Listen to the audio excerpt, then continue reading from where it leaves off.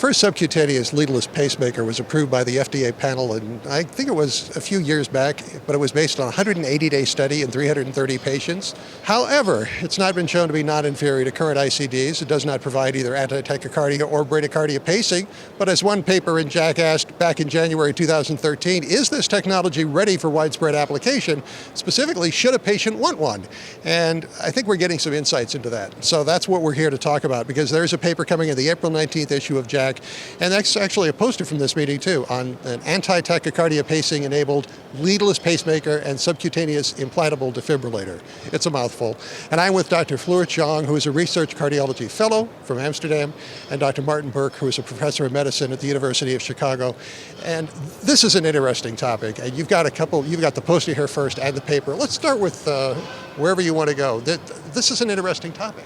This topic is a disruptive, innovative type of therapy that fits right in with JACC and the ACC mentality to keep things moving forward in cardiology. And so when we look at this particular therapy, this is a new platform for an ICD implantation. It's not a new indicated type of a device. The device and the process of ICD defibrillation of ventricular arrhythmias is well stated.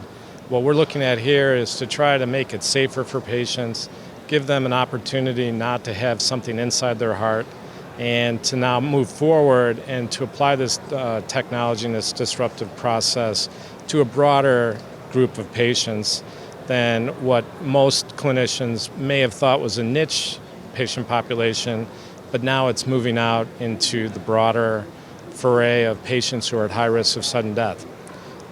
Fleur's paper here at JACC in the next few weeks and at ACC is really designed to expand the patient population in a safer model.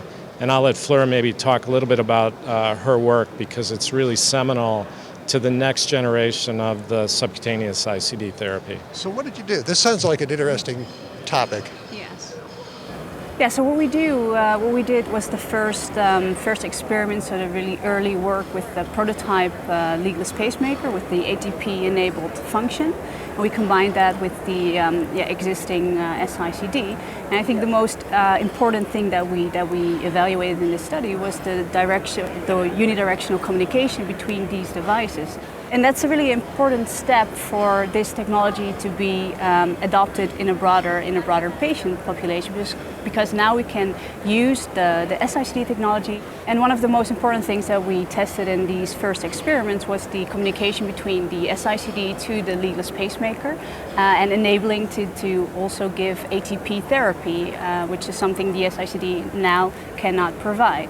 So that's an important step, and I think that is really the next step in developing systems that can bidirectionally communicate with each other and use the SICD as some kind of mothership, which can use this information from inside the heart, for rhythm discrimination, for enhanced sensing of the SICD, to improve our pacing and defibrillation therapy in these patients. There's got to be quite a bit of technology behind this. It really is, but of interest, the current platform which the SICD is already built in terms of the semiconductor and the circuit board is actually already set up to perform this unilaterally. The problem is that the other devices aren't as sophisticated from a communication standpoint and are having a harder time. So what we're doing here and what Fleur's work is really pushing is a call out to the necessity of modular evaluation and communication between all the devices in the body that are being implanted today. And this is really why I love this project. It's not necessarily for the specificity of the ATP. If you're an ATP enthusiast, that's great. But this is really about device-device communication without connection, other than radio frequency. And I think if we can get to this point and we start this discussion, we start this technology, not only was the SICD alone a standalone innovator in disruptive therapy, but this type of communication is going to be very disruptive, and we're really looking forward to it. Well, as I said at the open, it goes back to 2013 in JACC, where the question was, should a patient want one? And I think the answer now is what? What do you want to tell doctors who remember the question, should a patient want one? I think the patients, and rather than myself saying it, would say they want one because they get the very simple thing that they don't want anything in their heart. The concept of that needs to be pushed with more data and more patient years behind it. Right. But we did do that last year in the Journal of American College of Cardiology publication in April of 2015 that basically looked at the pooled worldwide experience with the first 800 prospective studied patients.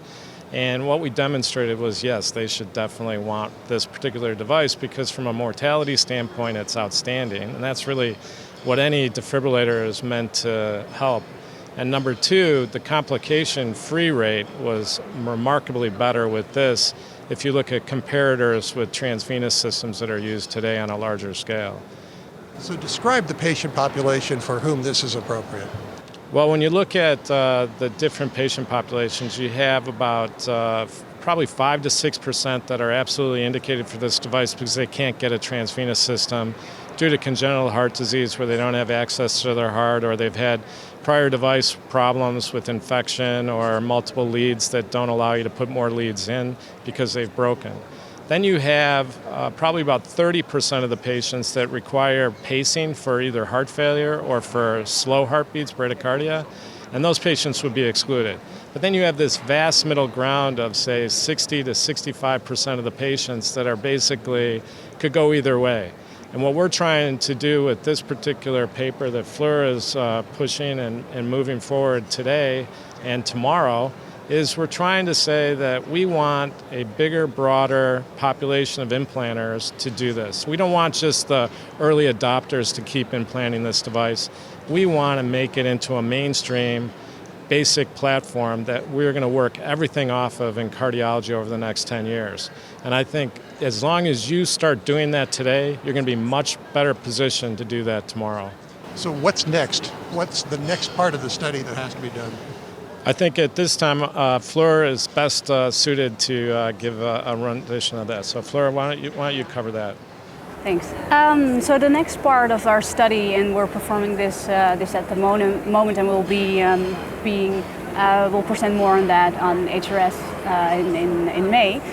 Will be to test an automatic system of the SICD, which is giving the communication signals to the leadless pacemaker, and I think that's an important step to really establish the device-to-device communication that Dr. Burke mentioned. That's really the key thing that really needs to work well, needs to be safe, needs to be effective. And from that standpoint, we can move forward to, as I mentioned, bi-directionally communication between devices, and that will be an important thing to even broader adopt this therapy. Well, this is really exciting, and this is in the April 19th issue of JACC. So please check that out and the accompanying editorial comment for Cardio Source World News. I'm Executive Editor Rick McGuire.